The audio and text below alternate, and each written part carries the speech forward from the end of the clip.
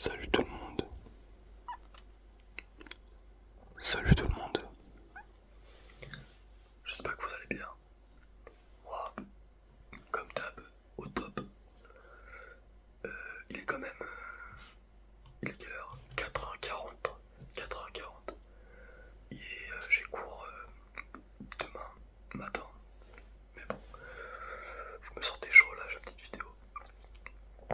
Donc, dans la dernière vidéo que j'ai faite d'explication, il y a un commentaire d'une personne qui m'a demandé de refaire des présentations de manga. Donc je t'écoute et je vais en faire une. Même si évidemment j'adore faire ça, donc c'est pas du tout une plaie. Mais voilà, je vais quand même dire ton nom à la personne qui a laissé le commentaire pour te remercier. C'était El Guapo. Donc voilà, merci El Guapo d'avoir laissé ton commentaire, super touchant d'ailleurs. Donc voilà. Alors c'est pas des... enfin, plus précisément c'est des manhwas que des mangas. C'est pas des manhwas ultra niche. On va dire que les trois que j'ai pris sont connus. Mais c'est des manhwas que je lis toutes les semaines. Donc que j'adore. Voilà. Et aussi j'essaie de prendre des genres un peu différents. Enfin, il n'y a pas de romance. Il y a deux isekai et un manga zombie. Et ça c'est rare. Mais après je crois qu'il est connu. Donc voilà. Alors, on va commencer tout de suite. Je vais pas déblatérer ma vie. On va commencer par... allez, on va commencer par celui-là. Donc, évidemment, tous les manhwas seront dans la description. Évidemment. Évidemment. Donc, le premier s'appelle Pick Me Up. Alors...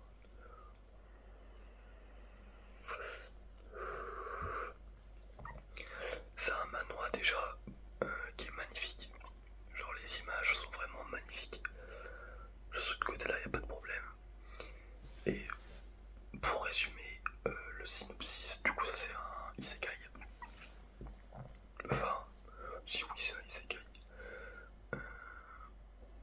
En gros, il y a un jeu vidéo, un gacha. Si, je crois que ça s'appelle comme ça, ouais. Un gacha. Et c'est un jeu sur tel. Et le but c'est t'as des personnages qui doivent monter une tour, 200 étages de souvenirs. Un truc vraiment classique de ouf. Et le personnage principal, le protagoniste, il s'appelle Loki. Donc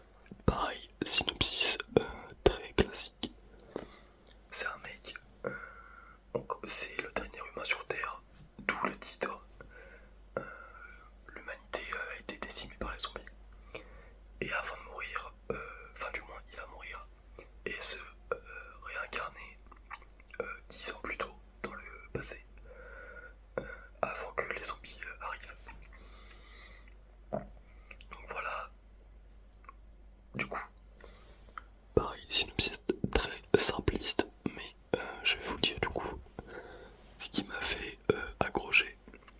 Déjà, c'est un. Enfin, vu le style de dessin, je pense que c'est chinois. Ils ont un style très à eux, tu vois. Et je pense que c'est chinois. Du coup, ça change. C'est pas.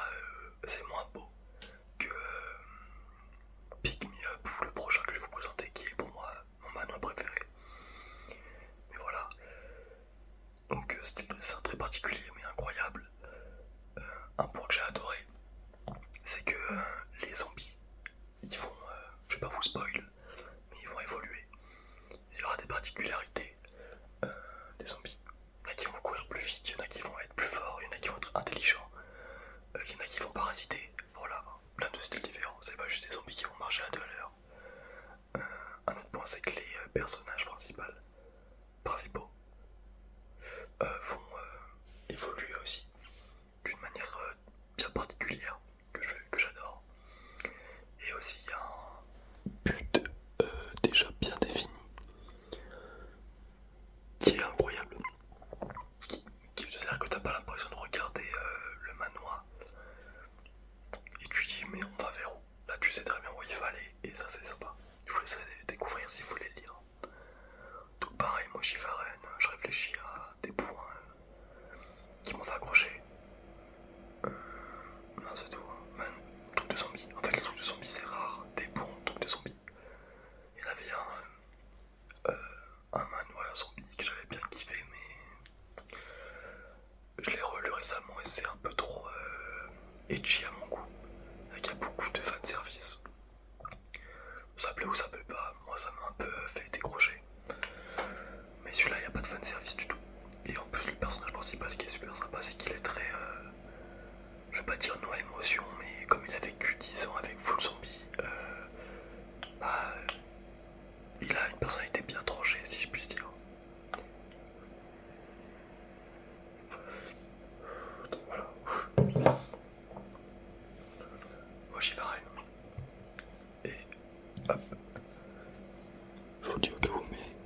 Ah, déjà, j'entends que mon ordi fait beaucoup de bruit, ça c'est dommage. Bref. Ça va pas être une vidéo extrêmement longue non plus. Pas comme d'habitude. Enfin, d'ailleurs, j'ai jamais fait de vidéos super longues. Hein. C'est que des vidéos de 20 minutes max. Mais là, je pense que ça va durer un peu moins. Voilà. Donc, le dernier, ma pépite, c'est vraiment mon manoir préféré. Tous les mangas confondus. Et j'en